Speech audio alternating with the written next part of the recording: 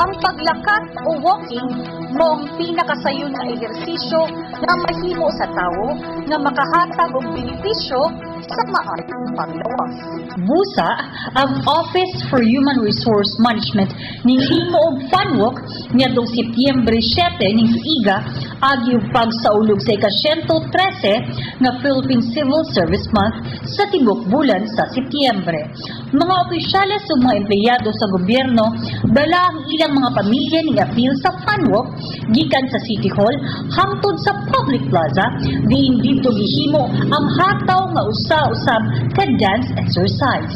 Ang matag partisipante sa maong kalihukan gipaambit usab og tag 5 pesos alang sa proyekto sa OHRM nga school supplies nga ipangtagtag sa kabos nga mga bata nga nagtungha sa Iliranan Elementary School.